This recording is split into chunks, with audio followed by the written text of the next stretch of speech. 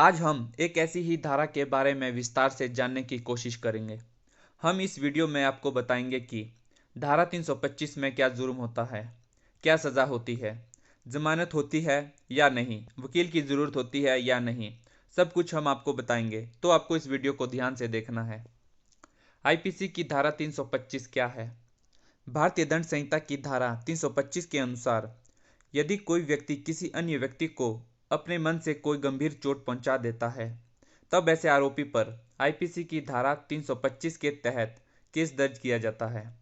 आरोपी को 7 वर्ष की कारावास और आर्थिक जुर्माना से दंडित किया जाता है। यह एक संज्ञेय अपराध है। इस अपराध में आरोपी को आसानी से जमानत मिल सकती है। यह जिस व्यक्ति को चोट लगी है उसके द्वारा समझौता करने योग्य है। यह किसी भी मजिस्ट्रेट द्वारा विचारणीय है, क्योंकि आगे चलकर फिर कोई नोकझोंक हो जाए तो फिर से लड़ाई होने की संभावना पूरी रहती है। इसलिए कोर्ट काफ़ी सोच समझकर निर्णय लेती है ताकि आगे चलकर कोई मारपीट दोबारा ना हो। उदाहरण के लिए मोहनलाल और सोहनलाल में ज़मीन के बंटवारे को लेकर पहले तो कहासुनी हुई, लेकिन बात इतनी बढ़ गई कि आपस में मारपीट होने लगी और मोहनलाल को गंभीर चोट लग गई और उसे अस्पताल पहुंचाना पड़ा। ऐसे में मोहनलाल के घरवालों ने पुलिस स्टेशन में शिकायत दर्ज करवाई और पुलिस सोहनलाल को गिरफ्तार कर लेती है। और अगर मोहनलाल को बहुत गंभीर रूप से कोई हानि होती है तो आरोपी को कोर्ट में पेश किया जाता है। उसे जज द्वारा सजा और जुर्माना लगाकर दंडित किया जाता है।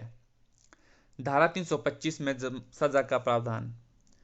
भारतीय दंड संहिता की धारा 325 के अनुसार यदि कोई व्यक्ति किसी अन्य व्यक्ति को अपनी इच्छा से गंभीर रूप से घायल कर देता है तो कोर्ट उस आरोपी को 7 वर्ष की कारावास और आर्थिक जुर्माना लगाया जाता है। यह अपराध एक संज्ञेय अपराध है। ऐसे मामलों को मजिस्ट्रेट को काफ़ी सोच विचार कर निर्णय सुनाना पड़ता है, जिससे आगे कोई बड़ा अपराध ना हो। उदाहरण के लिए मान लीजिए कि किसी से ज़मीन के चलते बहुत ज़्यादा लड़ाई हो जाती है और उस लड़ाई में काफ़ी ज़्यादा चोट पहुंचती है, तो ऐसे में अपराधी को इस धारा में 7 साल का जेल और आर्थिक दंड भी देना पड़ सकता है।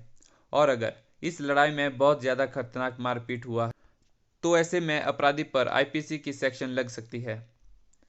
धारा 325 में जमानत का प्रावधान। भारतीय दंड संहिता की धारा 325 के अनुसार यह जमानती अपराध है जिसमें किसी भी आरोपी को जमानत मिल सकती है। यह एक संज्ञेय अपराध है पर जमानती अपराध है। ऐसे मामलों में न्यायालय काफ़ी विचार विमर्श कर फैसला लेती है। आरोपी को जमानत मिलने पर भी उसे कोर्ट में आना होता है। जब भी कोर्ट उसे कोर्ट में पेश होने को कहें और अगर वो कोर्ट के आदेश का पालन नहीं करता है तब उस आरोपी के घर नोटिस भिजवाकर उसे कोर्ट में उपस्थित होने को कहा जाता है। दोस्तों, अगर आपके ऊपर इस तरह का कोई केस हुआ है तो उस केस को लड़ने के लिए आपको सबसे पहले एक वकील को हायर करना होगा। और एक बात आपको ध्यान रखना है कि आपको वही वकील को हायर करना है जो इस फील्ड में एक्सपर्ट हो, क्योंकि ये केस एक बहुत ही खतरनाक केस होता है। इसलिए आईपीसी सेक्शन 325 के केस लड़ने के लिए एक अच्छा वकील की ज़रूरत होगी। इस वीडियो में हमने आपको बताया कि धारा 325 के बारे में, जहां हमने जाना कि आईपीसी की धारा 325 क्या है, आईपीसी की धारा 325 में सज़ा और जमानत कैसे होती है। यह जानना हमारे लिए बहुत ज़रूरी है, भले ही हम कानून की पढ़ाई नहीं कर रहे हैं, क्योंकि आजकल किसी का भी किसी व्यक्ति से झगड़ा हो जाता है और बात इतनी बढ़ जाती है कि मारपीट भी हो जाती है। ऐसे में इस धारा के बारे में जानना ज़रूरी ही है ताकि सही निर्णय ले सके और पीड़ित को न्याय मिल सके। हम आशा करते हैं कि आपको ये वीडियो पसंद आई होगा और लाभकारी लगा होगा। अगर आपको लगा है तो अपने साथियों के साथ ज़रूर शेयर करें और साथ में ही हमारे YouTube चैनल को ज़रूर सब्सक्राइब करें।